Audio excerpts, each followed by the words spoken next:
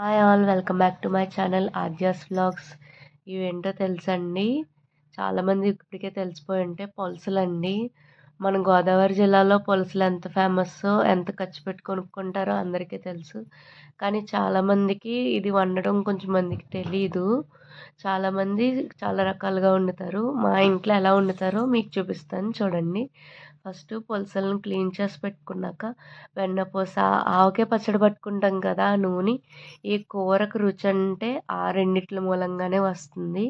రెగ్యులర్గా మనం వాడుకునే ఆయిల్, అల్లం, వెల్లుల్లి, ధనియాలు, జీలకర్ర, 2 లావు మగ్గులు తీసుకున్నామండి. కారం, సాల్ట్, పసుపు, ఉల్లిపాయలు, బెండకాయలు, పచ్చిమిరపకాయలు, కొత్తిమీర, చింతపండు.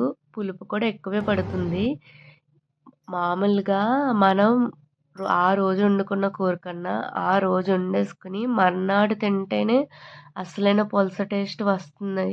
చాలా బాగుంటుంది. నైట్ అంతా కూరలా బాగా దానికి ముక్కలకు పట్టి చాలా చాలా టేస్ట్ వస్తుంది. ఒక్కసారి తిన్నారంటే ఇంక అసలు వదిలిపెట్టరు.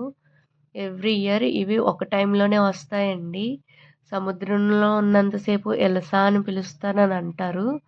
కానీ గోదావరిలోకి ఎర్ర నీళ్ళు వచ్చినప్పుడు పిల్లల్ని పెట్టుకోవడానికి వస్తాయండి. కేవలం అప్పుడు మాత్రమే ఇవి మనకు దొరుకుతాయి.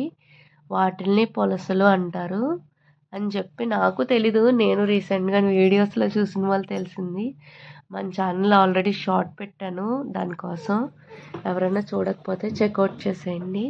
తర్వాత ప్యాన్ పెట్టుకుని ఆయిల్ యాడ్ చేసుకుని మనం ముందుగా పెట్టుకున్న అల్లం, వెల్లుల్లి, జీలకర్ర, ధనియాలు అన్నీ కలిపి స్మాష్ చేసుకున్నాక లాస్ట్‌లో ఆనియన్ కూడా వేసుకుని ఆ ముద్దను తెచ్చుకుని ఇందులో వేసుకోవాలండి. దీనికి గ్యాస్ ఆన్ చేసేసి కొంచెం ఫ్రై అవ్వనివ్వాలి దీన్ని. కొంచెం పచ్చి వాసన పోయే వరకు, ఎక్కువసేపు కాదు.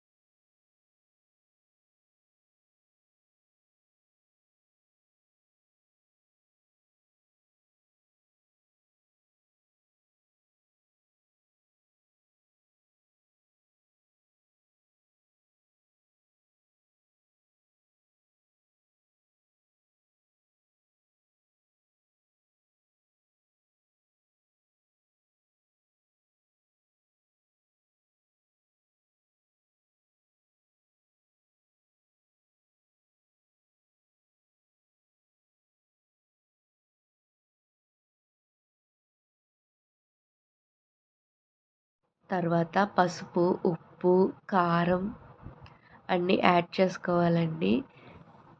కారం కొంచెం ఎక్కువే పడుతుంది. చూసి మీ కారాన్ని బట్టి యాడ్ చేసుకోండి. మీ ఇంట్లో వాళ్ళు ఎలా తింటారో అలాగా. మీడియం స్పైస్‌గా ఉంటే ఒక 4 స్పూన్స్ అలాగా, కొంచెం స్పైసీగా ఉంటే 3 స్పూన్స్ అలా వేసుకుని ఒకసారి బాగా కలుపుకోవాలండి.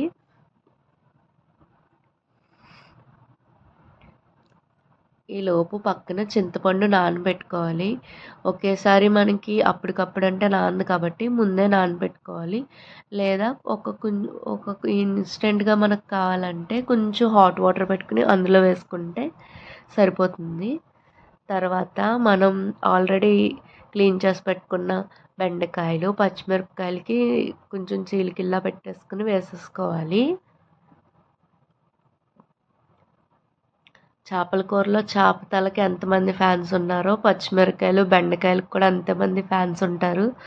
ఎస్పెషల్లీ ఈ పులస కూరలో ప్రతీది ముక్కలతో పాటు ఇవి కూడా కూరగాయలు కూడా రుచి తెప్పిస్తుంది. తర్వాత మనం క్లీన్ చేసి పెట్టుకున్న మన చేప ముక్కల్ని నీట్‌గా ఆర్గనైజ్ చేసుకోవాలండి.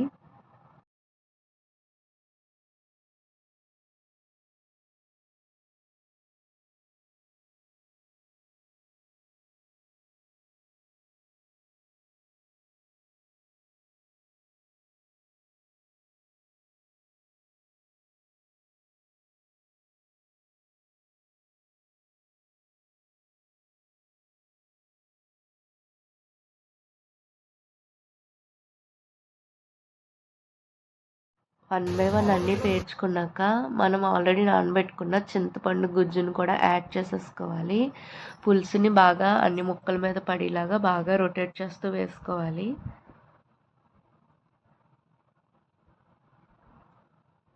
తర్వాత ఒక్కసారి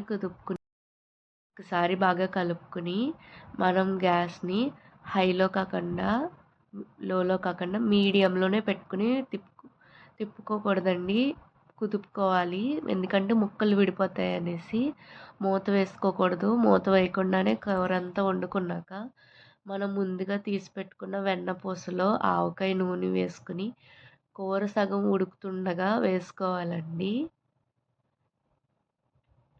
నార్మల్ చేపల కూర కన్నా ఇది కొంచెం థిక్ కన్సిస్టెన్సీ వస్తుంది. దీని మూలంగా ఆవకాయ నూనె వేసాకే ఈ చేపల కూర రుచి పెరుగుతుంది. దీనికన్నా ఇంకా మట్టి పాట్లో వండితే ఇంకా బాగుంటుంది కూర. సమ్‌టైమ్స్ ఒక్కొక్కసారి మనకి దొరకలేని టైం అప్పుడు ఇలా వండేసుకున్న, టైం ఉన్నప్పుడు అలా కూడా ట్రై చేసి చూడండి. తర్వాత కూర ఉడుకుతుండగా కొంచెం కొత్తిమీర యాడ్ చేసుకుంటాము. తర్వాత ఫైనల్‌లో మళ్ళీ యాడ్ చేసుకుందాం.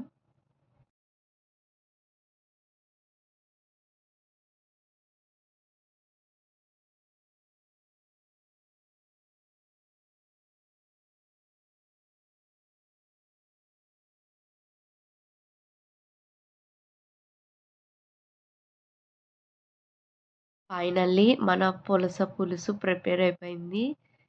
అలా మార్నింగ్ మీరు ఆఫ్టర్‌నూన్ వండుకోవాలంటే మార్నింగే వండేసుకొని ఉంచుకొని మధ్యాహ్నం తింటే చాలా బాగుంటుందండి. ఇలాంటి మోర్ వీడియోస్ కోసం నా ఛానల్‌ని తప్పకుండా సబ్స్క్రైబ్ చేసుకోండి. Thanks for watching. Bye bye.